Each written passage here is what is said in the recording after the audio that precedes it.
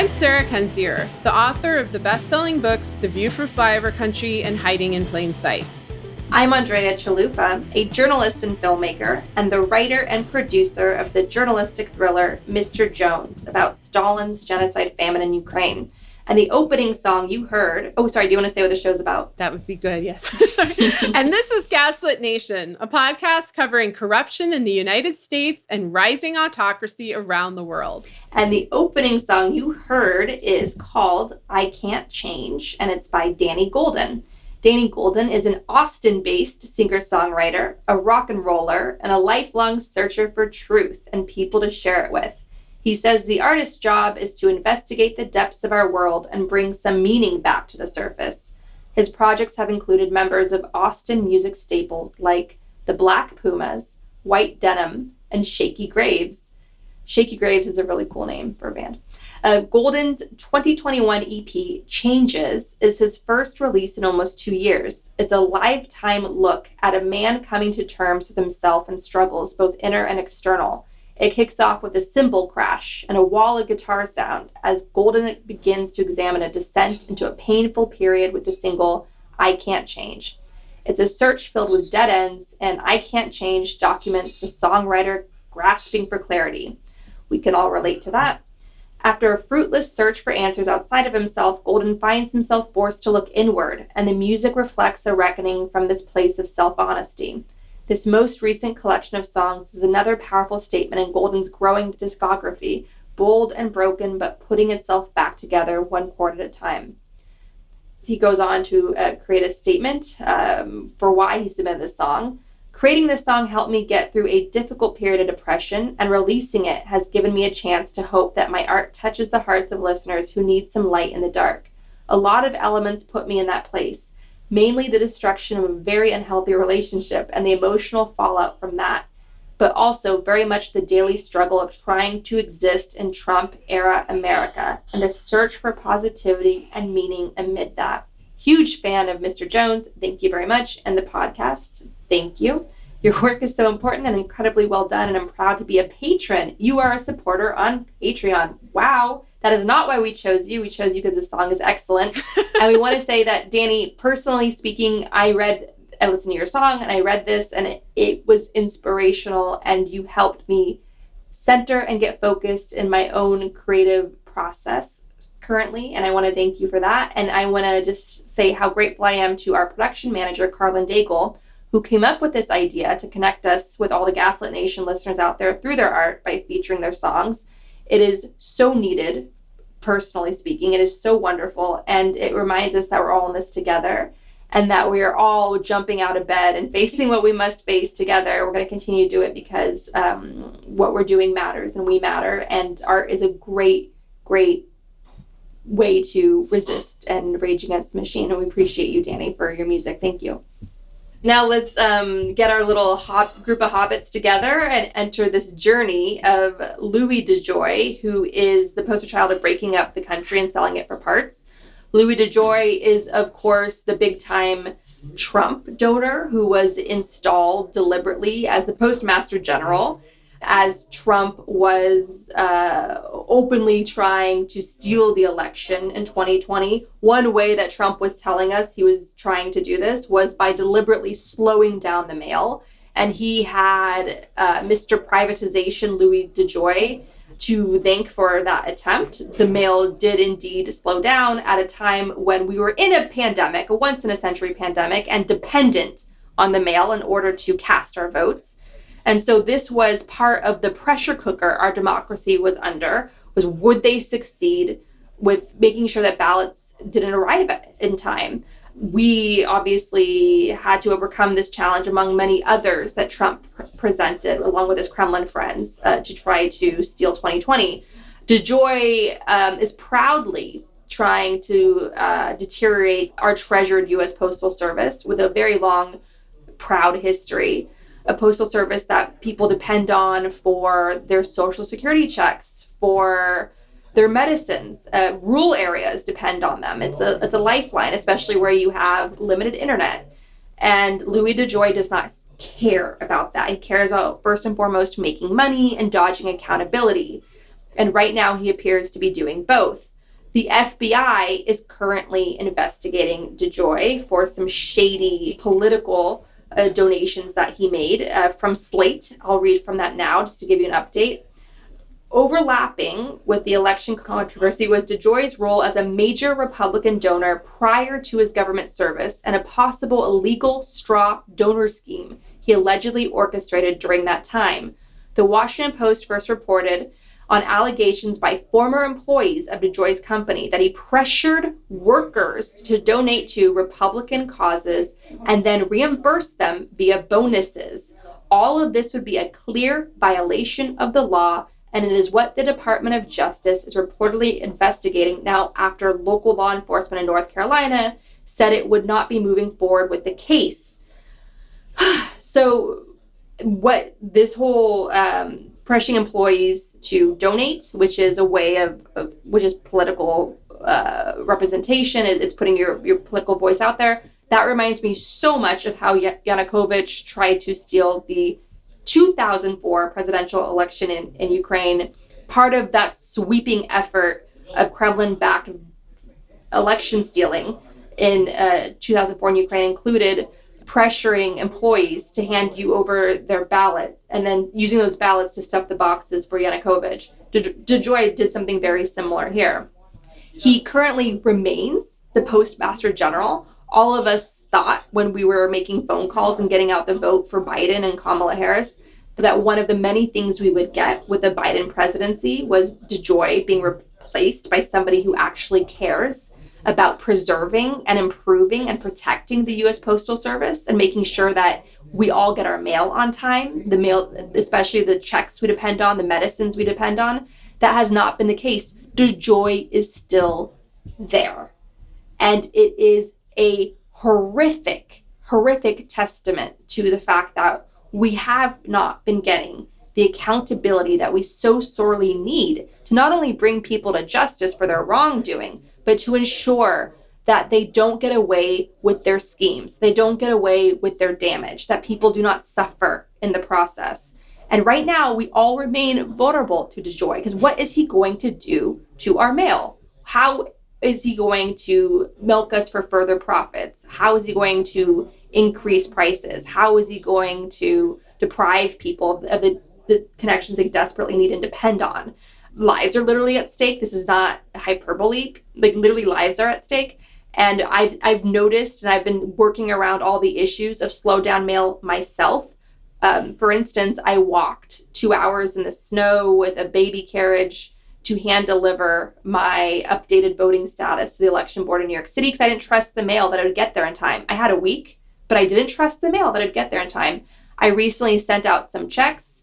They did not arrive. I had to spend $90 canceling those checks, $90 using digital Venmo and other things to pay people. Okay, so I've been feeling it. So if I'm feeling it in New York City, I can't even imagine what people in more rural areas are experiencing. And let me tell you something, Biden administration and the Democratic Party, whatever people are feeling wherever they live across the country, that's reflected on you. DeJoy is reflected on you.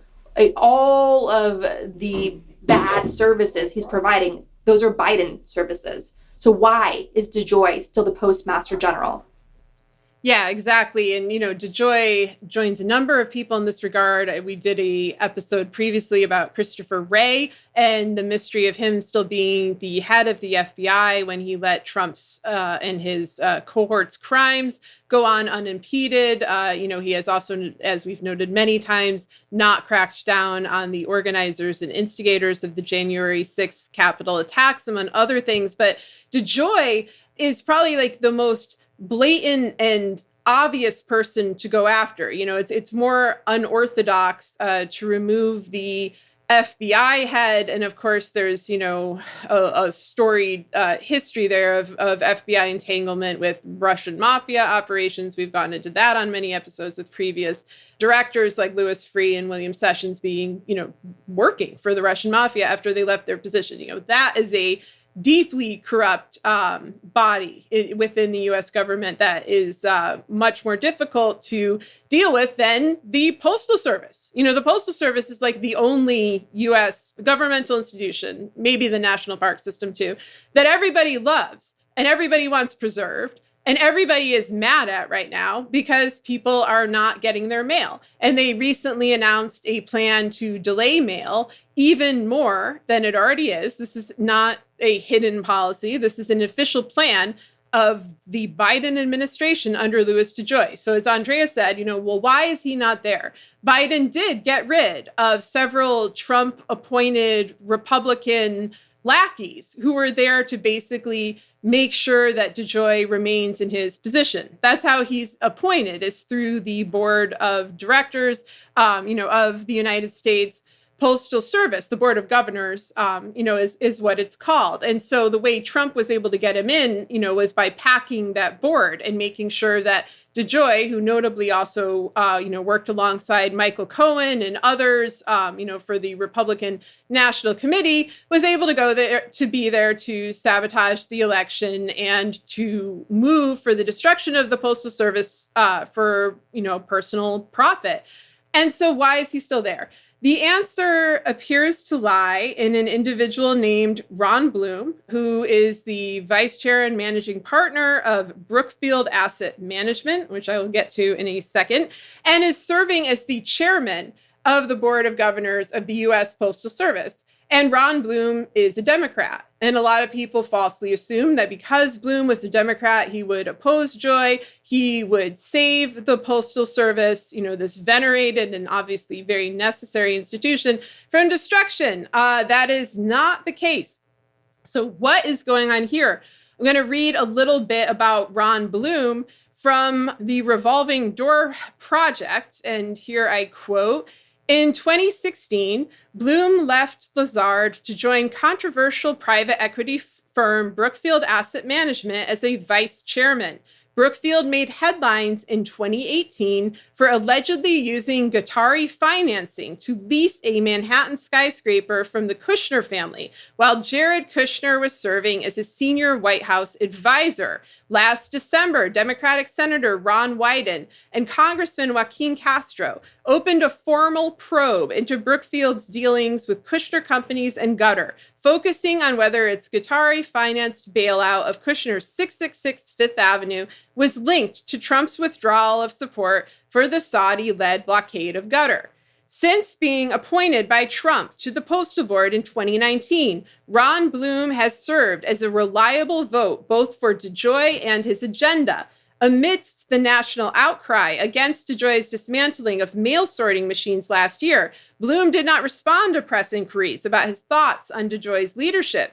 The subsequent chaos caused by DeJoy's operational changes prompted New Jersey Congressman Bill Pascrell to call for the immediate firing of Bloom and the rest of the board for their, quote, silence and complicity in a deliberate campaign to subvert vote-by-mail elections and destroy the post office. When asked by The Atlantic earlier this year about whether DeJoy's operational changes had affected the situation, Bloom offered a jaw-dropping response that such claims were, quote, absolute BS, and called the agency's handling of 2020 mail-in ballots, quote, awesome and amazing. He then added that DeJoy will, quote, have my support until he doesn't, and I have no particular reason to believe he will lose it.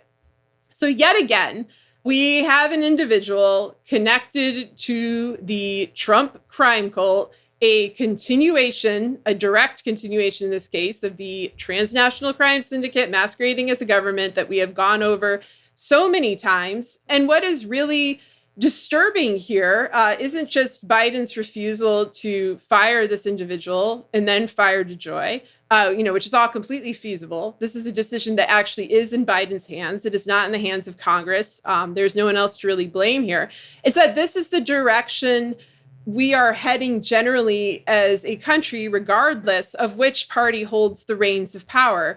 The only difference is in accelerationism, sociopathy, sadism, and also the marketing and packaging of what is at heart, regardless who is in power, stripping this country down and selling it for parts.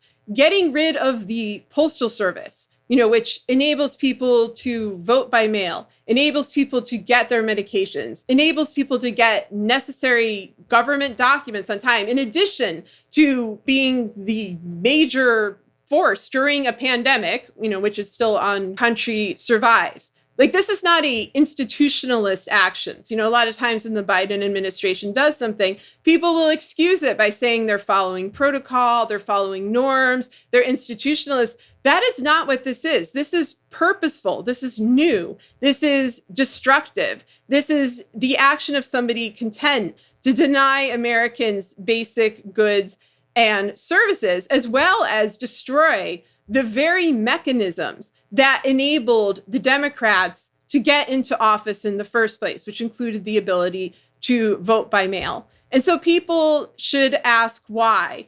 The buzzword that the Biden administration is using to describe these sorts of actions is called asset recycling. And you should watch for this word, because what it really is privatization of essential goods and services. It's the takeover of, beloved public institutions and, facilities by plutocrats, like Ron Bloom, by oligarchs, and this is something that has been there our whole lives. Like Andrea and I, are Reagan babies. Like, we have never seen our country move in a direction other than this.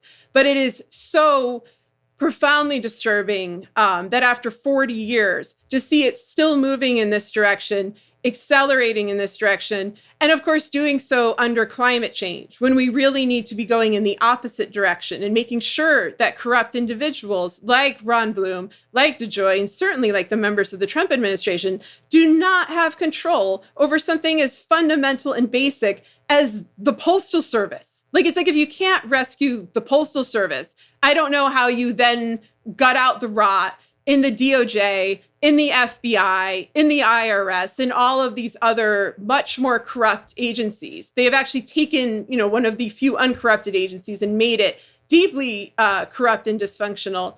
And so, yeah, you should be asking yourself why. This episode of Gaslit Nation is sponsored by Best Fiends, a puzzle game you can play on your phone. We're all way past due for a less stressful and more refreshing summer. And when you download Best Fiends, you can give your brain a dose of refreshment all year long. No matter what you can or cannot do this summer, you can always give your mind some much-needed relaxation with Best Fiends. Best Fiends always has new levels, events, and challenges to keep you entertained. With Best Fiends, you can collect cute characters, solve puzzles, and play alongside your friends and family. There are literally thousands of levels to play and tons of cute characters to collect. Best Fiends is made for adults, but it's bright, colorful, fun, and approachable for everyone. And it's totally free to download. With thousands of fun puzzles to solve, there's something new every day. Download Best Fiends free on the Apple App Store or Google Play today. That's friends without the R. Best Fiends.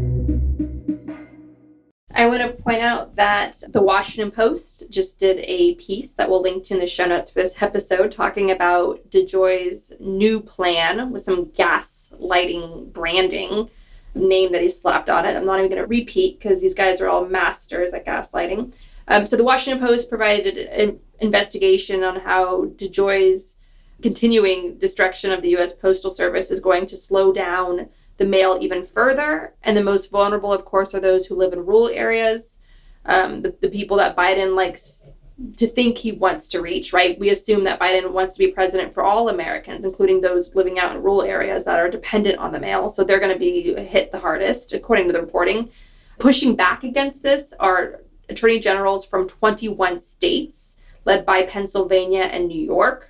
And then you have in the House, Democrats introduced legislation to block DeJoy's plan to continue his destruction of the U.S. Postal Service. And they're naming it Delivering Envelopes Judiciously on Time Year-Round Act, or DeJoy Act. Very well done, Democrats in the House. We give you points when you earn the points, and you've been awarded some now for this. So bottom line is that DeJoy represents the handmaiden of a kleptocracy. You got to pull those, you got to stop those guys. You've got to contain them, or it's just going to spiral out of control and get worse. And then you have a bunch of disaster capitalists cloistered and profiting off the ashes of your country as it's being hit by climate change. This is not unique to the United States. You have the new health minister in the UK who has a 6-figure consulting deal with JP Morgan, a bank that would very much like to privatize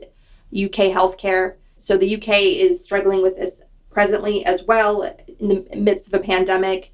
They do not care, as we repeat often on this show, from the phrase I heard back in Kiev when I was living there in 2005, guys like DeJoy, they see the people as the shit they grow their money in.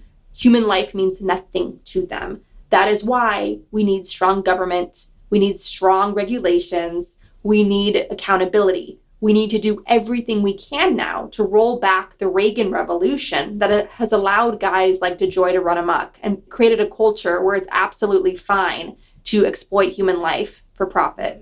And they worship not a Christian God, as they might think, but they worship a free market ideology first and foremost. That is what this is about. Yep, absolutely.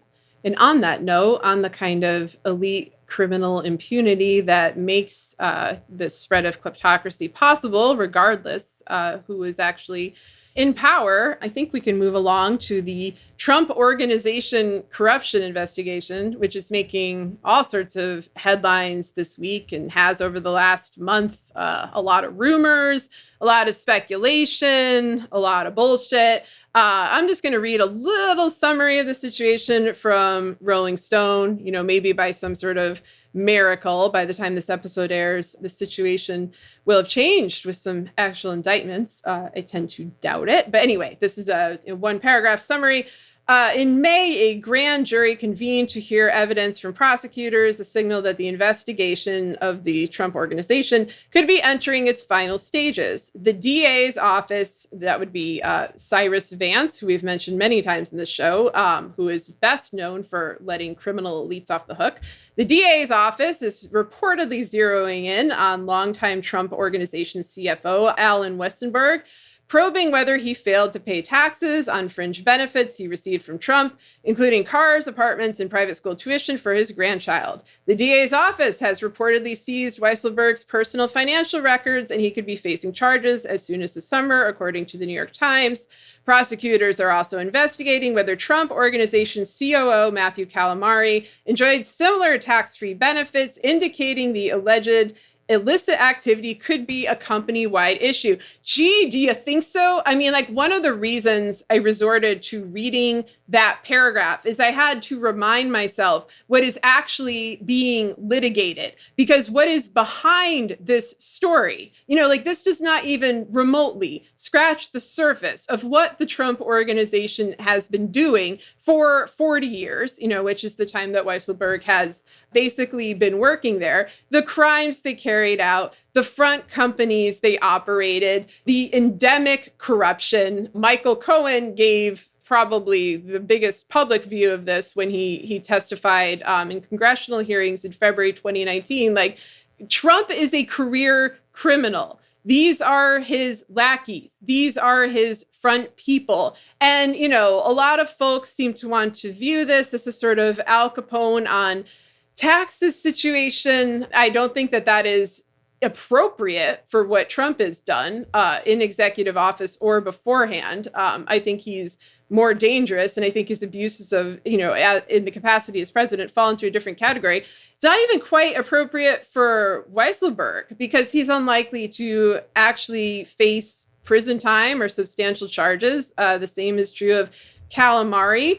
What is maybe most likely to happen here is the Trump Organization folding, going bankrupt. But again, this is not new for Trump. In the late 1980s, early 1990s, Trump had a number of bankruptcies. This is, as we've said before, how the Russian mafia entered his orbit in a more severe way. They were the people who bailed him out. They were the people who rebuilt these properties. And so, we have a lot of shifting goalposts here from the justice porn crowd who are pinning all of their hopes on individuals, unable to see the forest for the trees in here. What we have is a multi-decade criminal plot that a bankruptcy is not going to deter at this point, because Trump is now operating with special status as a malevolent post-presidential demagogue who has basically been declared above the law by Merrick Garland. We did an episode on him where we went through the many unprecedented ways that Merrick Garland, in his capacity as the Attorney General, is acting, just as Bill Barr did, as Trump's personal attorney, making him immune from prosecution, making him immune from personal lawsuits, like the one brought forward by E. Jean Carroll, who says she has proof that Trump raped her. Like, this is the situation we're in. It's sprawling. It entangles corporate corruption with state crimes. This is not and with organized crime. This is also not a new phenomenon. As we've mentioned before, Mueller himself, Robert Mueller, warned about this in a speech in 2011, labeling these three interlocking phenomenon the iron triangles. What we have are the iron triangles acting as bars over the process of justice itself. And we have a virtuoso in the position of DA. We have Cyrus Vance, who is retiring, sitting there making the decision about how far this investigation is going to go, how deep the prosecutions, if there are any, will be. And he has a history. He let Don Jr. and Ivanka off the hook 10 years ago. Imagine if they hadn't been. This is for financial corruption deals involving Trump Soho. We wouldn't have had them in the White House. We possibly wouldn't have had Donald Trump in the White House if he had done his job then. He also let off Jeffrey Epstein, Harvey Weinstein, Dominique Strauss-Kahn. There's a long pattern, and the pattern is elite criminal impunity. And obviously we want this to change. Once again, just like with the Louis DeJoy situation, we have an opportunity for change. We don't have Trump as the president. We don't have Bill Barr as the Attorney General. We have a number of new individuals who, if they were acting in what is in the best interest of justice, the best interest in this country's national security and sovereignty, they would be prosecuting these individuals to the fullest extent possible. Like, it's not personal. It's not about revenge. It's about the fact that this is organized crime infiltrating every major institution and body of this country. And it's not just Trump. Like, you could look at the Epstein-Maxwell operation and you can see similar patterns. You see these tentacles, reaching out in multiple directions through big tech, through universities, through research institutes, and so on. But it needs to be vigorously and quickly investigated and prosecuted. They had decades to do this. They had decades to stop this monster from growing. And now that they have really the best opportunity possible, being that Trump is out of power, being that the Democrats hold majorities and so forth, this is the time to do it. And I, as much as I would love to see this happen, and again, I really hope I'm wrong, I think it's unlikely, and I don't know, Andrea, what are your thoughts? Is this going anywhere? Is this another Matt Gaetz, Jared Kushner, Paul Manafort, Mike Flynn, Roger Stone type situation? So if you ever talk to any of the fantasy football league legal announcers on cable news and you see these guys privately and you're like, what the hell, man? Where's the accountability? Where's the indictments? Where's the prison sentence?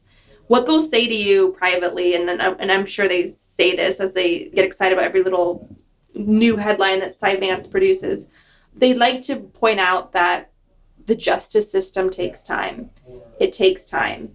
Everybody has the right to a fair trial. Everyone has the right to legal counsel. So let me respond to that very measured approach. We are in a society now where Citizens United has unleashed a massive steroid-infused legal system for the very, very, very rich in this country. Worse than anything we had before. That just stomps on anybody else who just simply doesn't have as much money to compete. Rich people can sue you. Rich people can drag it out in the courts. So if you try to hold rich people accountable, they will just have their lawyers just drag it out and drag it out. And they will be doing this now through courts that have been packed by Mitch McConnell and Donald Trump with far-right ideological judges. 30% of the courts are now Trump judges. And these were dirty, dirty, dirty people, ideologically speaking, who were selected because they knew full well why they were being selected. The judiciary are the cage bars on authoritarianism, on the closing in on a democracy, on rising kleptocracy. And that's what we have now. So if you want to trust this legal system where citizens united and 30% of our courts packed by a Russian asset corrupt mob boss are what we're relying on to see any justice, you would understand why Sarah and I keep this show going, even though we're called all sorts of things like disparate trolls or whatever. America is on a cliff right now. We're teetering. And the justice we do have is grassroots justice, is calling this out. We're putting pressure, we name and shame. That's the justice that's remaining, that's left to us. And that is a powerful justice that does matter, and we cannot let up because it can get so much worse than this. And by calling Biden by name, by calling Ron Bloom by name and saying, this is on you, those lives out in rural America that are dependent on the mail for their checks, for their medicine, those lives are on you. That's blood on your hands. So you could enrich DeJoy's cronies. And so DeJoy can, run his time at the USPS and retire to some cushy, raking in cushy consulting deals and all those things. That's what you're setting up. You're paying for that with innocent lives. And you're going to be paying for that at the ballot box because that's on you. DeJoy is now the Democrats' brand of utter lack of accountability and justice. So where the courts are compromised because of Trump and Mitch McConnell's court packing, where American justice is generally compromised because of Citizens United and all the dark money that's allowed to flow and all the oligarchs like Bezos and Bill Gates and Warren Buffett tax dodging and relying on the rest of us to pay our taxes so that roads get paved and teachers get paid, right? All of that tax dodging by Americans' oligarchs are allowing the income inequality crisis to continue to get worse. We're already at historic levels. So what I'm telling you is that America has become an oligarchy. It's growing into a kleptocracy where the very rich, the very cloistered are enjoying a very different legal system than the rest of us. And that gives them all types of comfort and peace of mind and stability because they can just drag things out in the courts. And so what you're seeing with Cy Vance's investigations, all of that, it's just cable news fodder. The real justice is on the Gaslit Nation Action Guide on gaslitnationpod.com. That's what it comes down to. Why do we know that? Because when you're up against such large forces, what can rebalance the scales? Smart organizing and smart community building. That's what the civil rights movement was. Why do you think we opened the Gaslit Nation Action Guide with a memoir, a case study written by Martin Luther King on how he, as a young man, organized the Montgomery bus boycott? That was organization against powerful financial forces, and they stood up to it, and they were able to sustain it and grow it to something much larger that inspired the world. So yes, the odds are very stacked against us, but yes, the power is in our hands to take back our country. We do have that in us. We do have a very long, strong legacy to stand on. And that legacy, I want to point out, was largely driven and built by Black and brown people on this soil. And so when you talk about critical race theory, which is essential if you want to understand how we got into this situation in the first place, because it's the study of authoritarianism and how America was built and came out of authoritarianism and how we're still plagued by the forces of that currently. Our whole hope lies in understanding that it's our turn now in America's long history in confronting these authoritarian forces. It's our turn now in confronting America's proud heritage of exploiting bodies for profit. It's our turn now to do this work. It's our turn now to be abolitionists. It's our turn now to understand liberation, what it means, who needs it, who's most vulnerable now. Who are they coming after? Because they're going to go after the most vulnerable, like they always do, the marginalized community, the Black and brown people, the LGBT communities, and so forth. But they'll always come after you next. Even if you're someone of privilege, they're coming after your water. They're coming after the quality of your air. They're coming after your mail. Like literally, right? Before our eyes, they're coming after you next. None of us are safe. And the only way to protect ourselves is to accept the power that we have within us and accept the power of community and accept the power of smart grassroots organizing, because it does matter. And if it didn't matter, they wouldn't be trying so hard to steal our vote. They wouldn't be trying so hard to consolidate power. They wouldn't be trying so hard to pack the courts. They are scared of us, first and foremost, or they wouldn't be doing all this corruption aggressively. It's on us now to do what we can to own our power, claim our power, and never lose sight of that.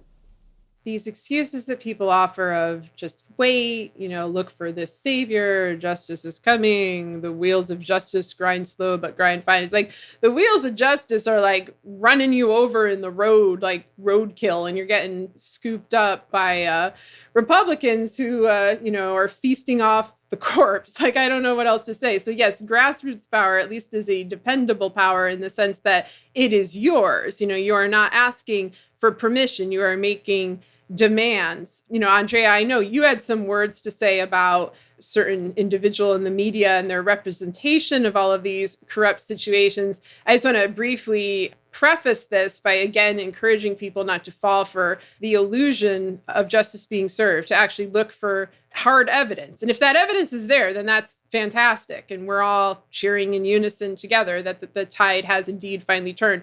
That hasn't happened yet.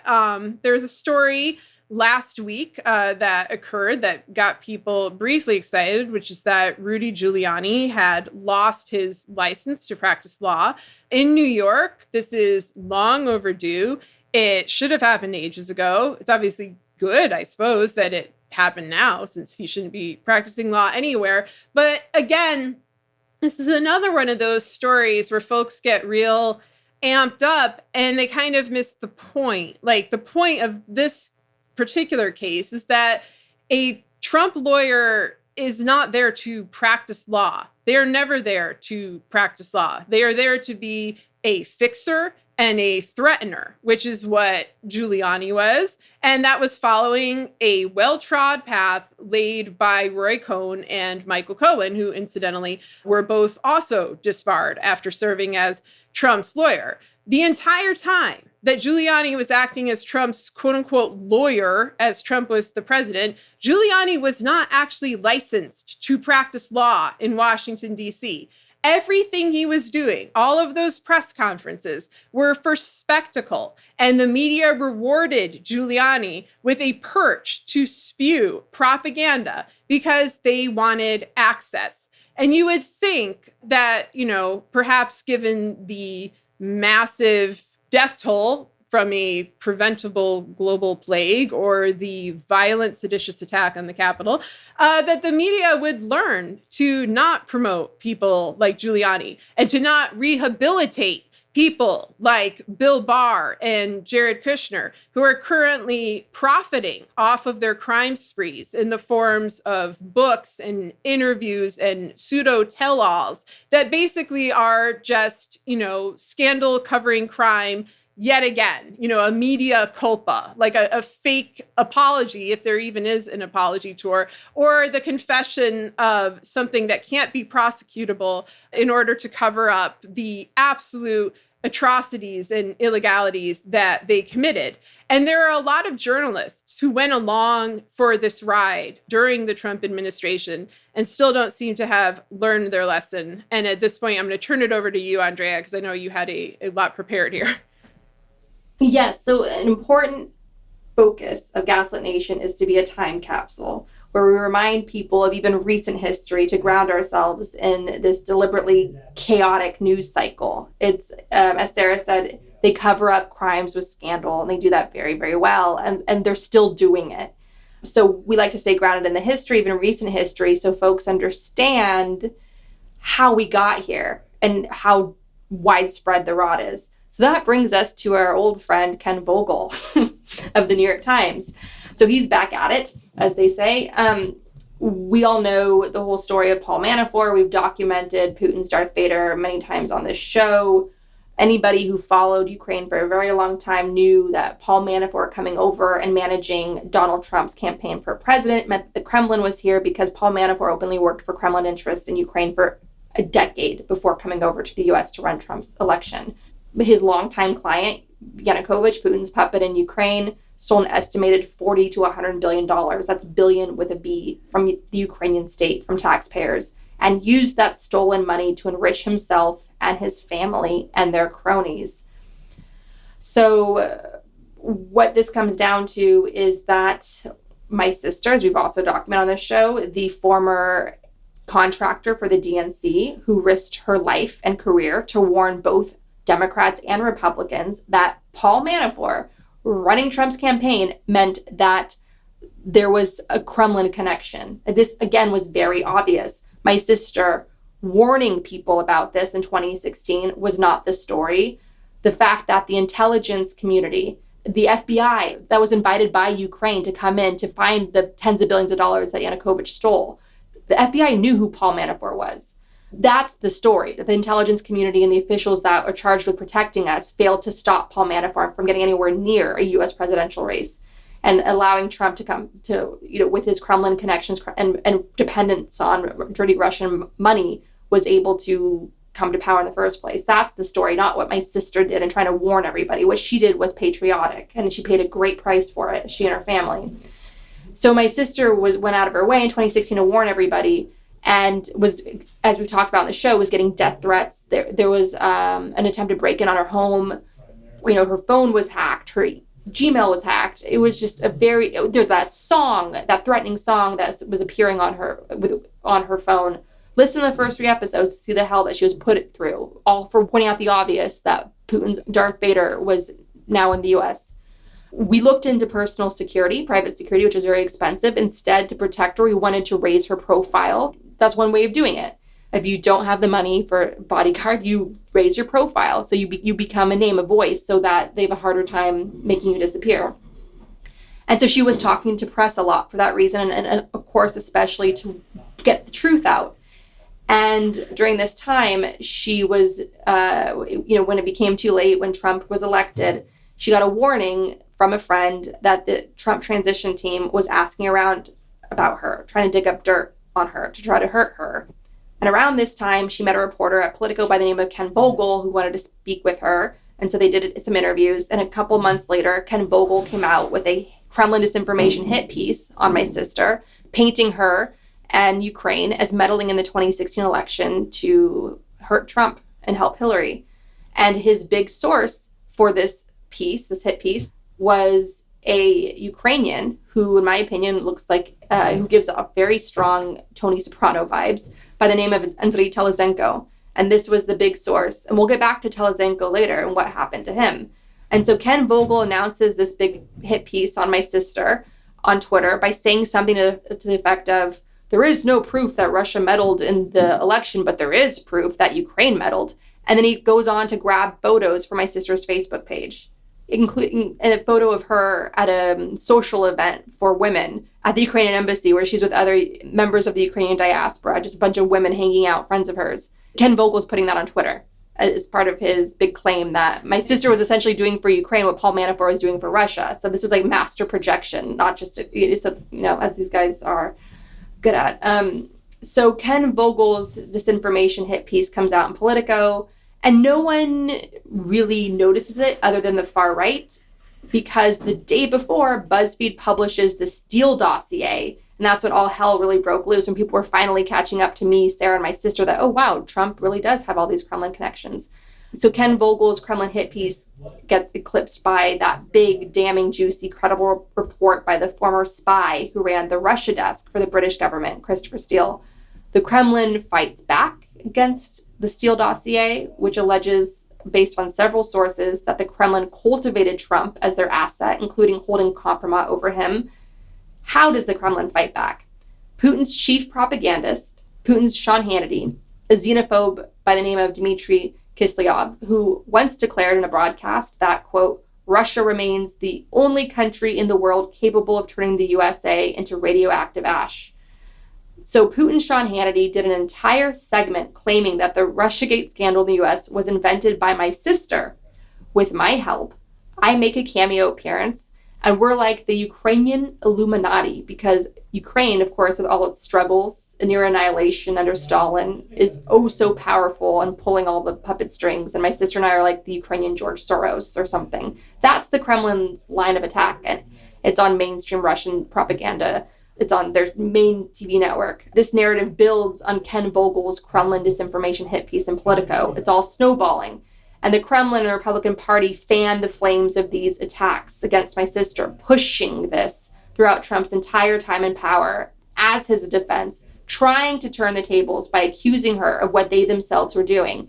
They did this to escape accountability. They did this to harass my sister and try to ruin her, to silence her, to punish her. It was a relentless attack by the Republican Party and a foreign hostile state against an American mother of three. Our Ukrainian heritage, which we were raised to be proud of, was weaponized against us. Sean Hannity at Fox News pushes this nonsense. Senator Lindsey Graham asked Christopher Wray during his confirmation hearing to be FBI director whether he will investigate my sister. Devin Nunes, a proud attack dog for both Trump and by extension the Kremlin, relentlessly went after my sister throughout the impeachment hearings, saying her name so many times that we ran a montage of it on this show. Trump himself, of course, tweeted about this, as did his idiot son, Junior. Rudy Giuliani, in his demented quest to force Ukraine to invent investigations into Trump's political opponents, which Trump himself drove personally in his extortion of the president of Ukraine, relentlessly went after my sister. Here's audio of Giuliani in 2019 pressuring Ukrainian officials to investigate her. Let me tell you just briefly what my areas of concern were, and then we can discuss it in more detail. My involvement in this came about because way back in last November, I got information from a reliable investigator, international investigator, that there was a certain amount of activity in Ukraine during the 2016 election that involved Ukrainian officials and mostly officials, being asked by our embassy and possibly by other American officials. Basically, I mean, the statement was to produce dirt on then candidate Trump and Paul Manafort.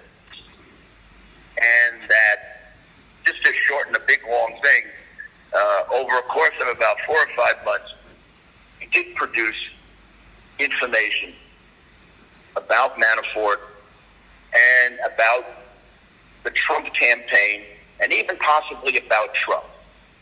And that it was the most prominent thing being this black ledger of Manafort's, which was found on the doorstep of a parliamentarian, I think, and then delivered to the embassy, the FBI. I think the Ukrainian Inspector General, and also given to the press, and given to an operative of the Democratic National Committee, a woman named Shalupa. So what happened to Ken Vogel's original source who launched this Kremlin hit piece? Needless to say, he goes on to be sanctioned for being part of the Kremlin's disinformation campaign to try to help Trump steal yet another presidential election in 2020. And he's banned from entering the United States. This was Ken Vogel's source. It turned out a guy who gives off Ukrainian Tony Soprano vibes can't be trusted. Any credible reporter would have seen through Telizhenko, but Ken Vogel is not a credible reporter. He may be seen as one by the cloistered world of Washington, D.C., by people who don't dare step out of line or dare risk their precious, quote-unquote, credibility to scream about the Kremlin's attack on our country as it was happening.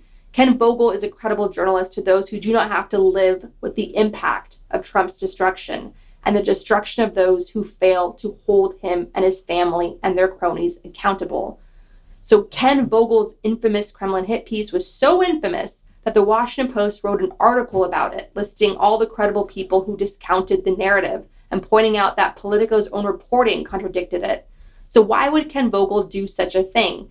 Ken Vogel also tried to invent a similar scandal early in the 2020 presidential election that Joe Biden, as president, tried to get Ukraine's attorney general fired, the same attorney general who had investigated a company that had the president's son, Hunter Biden, on its board. Well, that investigation took place even before Hunter Biden joined the board. Yet Ken Vogel blew that story up into another breathless scoop. Ukraine watchers, like myself and many others, pointed out that everyone who cared about fighting corruption in Ukraine wanted that chief prosecutor sacked because the guy was corrupt. He was a fox guarding the henhouse. Why are we talking about all this now? Because on the day of the Biden-Putin summit, the Federal Election Commission, the FEC, decided to announce that a rare bipartisan decision had been reached to dismiss a case brought by Trump's former Attorney General, Matthew Whitaker. Whitaker took the sensationalized claims from Ken Vogel's Kremlin disinformation hit piece and tried to turn it into yet another costly investigation harassing my sister. The FEC dismissed it. And who in the New York Times announces the news recently that the FEC dismissed this case? None other than Ken Vogel. Ken Vogel writes an article linking to his original political Kremlin hit piece against my sister, failing to disclose that he was the one who wrote it. It was so bizarre. It's like this guy helps invent the news and then quickly, breathlessly reports on the shit disturbance he just caused and created. Is this what it takes to be a reporter today as hedge funds gobble up newsrooms and lay off journalists, creating a serious shortage of newsroom jobs? Do journalists today need to peddle in sensationalism, even if it means trying to destroy innocent lives in the process? Ken Vogel is no better than any boardroom executive who wants to burn a forest in the Amazon so it'll make room for cattle grazing, or hide a climate change report so it'll protect big oil. Ken Vogel should not be normalized. Ken Vogel should not be imitated. Ken Vogel is an extremely troubling sign. We need less Ken Vogels in the world and more public servants in journalism who understand the true meaning of the profession and what it takes. Aligning yourself with power to help them further their agendas, which include an illegal power grab and consolidation of power, intimidating witnesses, obstructing justice, threatening judges, dangling pardons, and getting away with mass murder and a violent attempted coup. That's who Ken Vogel was aiding with when he was furthering his career with what's known as win-the-day journalism. Reporters so sociopathically ambitious they want to grab your attention with a big, juicy, sensationalized story with zero concern for who it will hurt or how it will set our democracy back. Who cares as long as it goes viral? To be clear, America's problems are homegrown, but the Kremlin's aiding of the worst of America is like providing a massive dose of steroids. You know how the Kremlin doped up its athletes at the Olympics and a bunch of other competitions. The Kremlin also doped up the Republican Party, and they're happy to take that help. That's what we're up against, and we're still up against it because too many people, including some of Ken Vogel's sources, should be in prison and instead are walking free. We have to leave a record of this and put it in the time capsule because future historians have to understand who aided this mess, who helped create it. They need a name to the journalists that lost their way. And Ken Vogel is one of those names that in any objective retelling of this history should be immortalized along with Walter Duranty, the Moscow bureau chief for the New York Times during Stalin's 1933 famine in Ukraine, who wrote, as people died from man-made starvation at the highest numbers, wrote in the New York Times, quote, there is no famine. You know, we wanted to use that article in the film Mr. Jones, directed by Agnieszka Holland, who herself had survived Soviet repression and time in prison. The woman is a legend, but the New York Times said no. It was like the New York Times rejected holding Walter Duranty accountable, and it all makes sense now because they clearly refused to hold Ken Vogel accountable and the damage he's done. By letting Ken Vogel write the article about an investigation that his Kremlin disinformation hit piece helped launch, it normalized Ken Vogel's recklessness.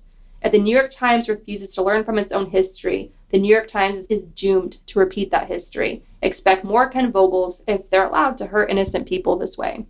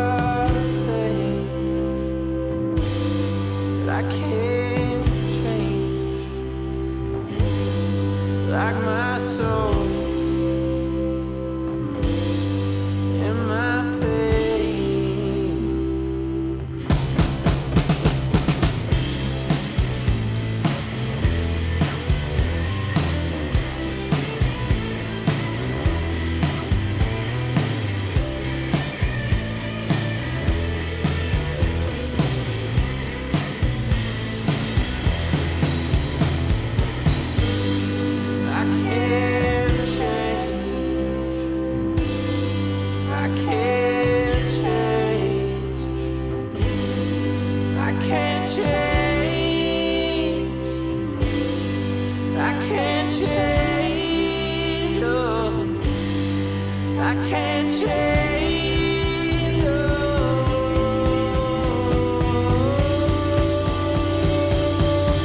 But I'm starting to grow and I'm starting to see what all this confusion is doing to me. See if it's real love and just set it free. Why won't you let me go? It's not what you got, it's about how you feel. Nothing is broken, it just needs time to heal. Time from another is the worst thing to steal, so I'm letting you go.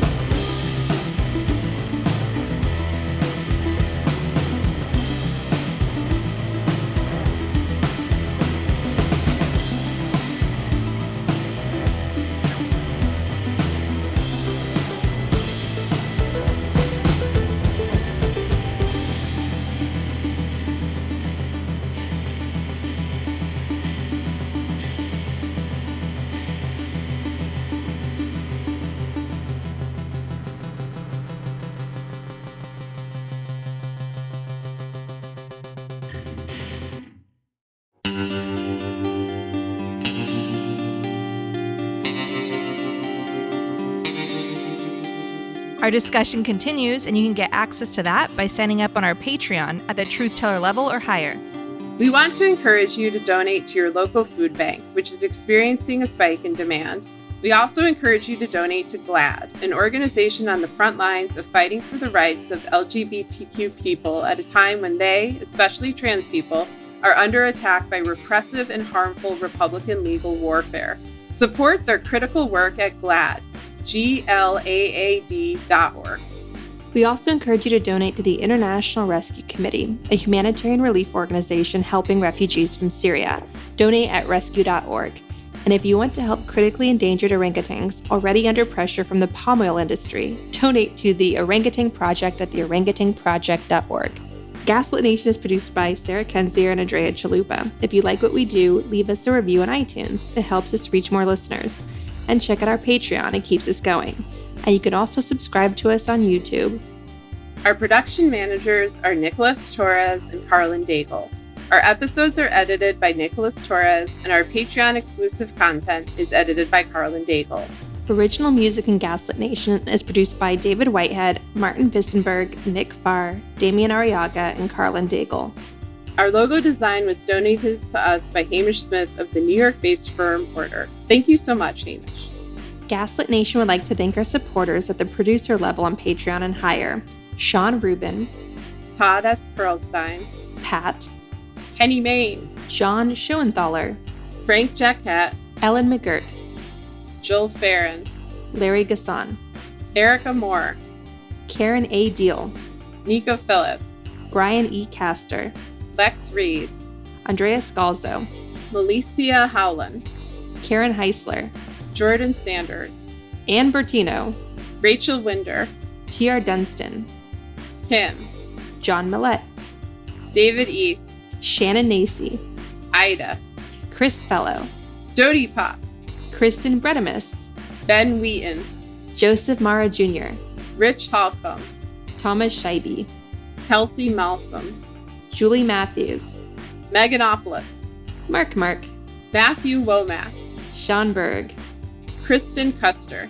Tracy Ash, Benjamin Galuza, Kai Gillis, Sharon Hattrick, Irv Robinson, Keith Goldschach, William Barry Reeves, John Atris, Richard Smith, Emmy, Kevin Gannon, Sandra Collins, Katie Masuris, John Laughlin, Jeff Thompson, James D. Leonard, Evan Rosemore, Leo Chalupa, Carol Golstad, Michael Wooldridge, Crimer No Criming, Jason Benke, Joe Darcy, Ann Marshall, Jeremy Lewis, Shriegve, Christine M., D.L. Singfield, Matt Perez, Nicole Spear, Kelly Ranson, Brian Tajudin, Christy Vitale, Maureen Murphy, Michelle Dash, Jens Eilstrup Rasmussen, Dorothy Kamerick, Victoria Olson, Alabama,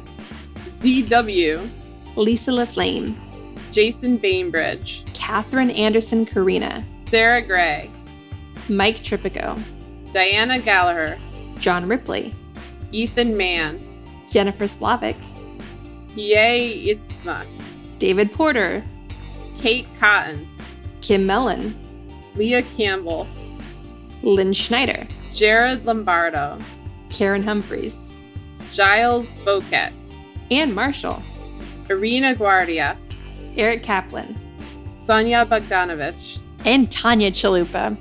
Thank you all for your support of the show. We could not make Gaslit Nation without you.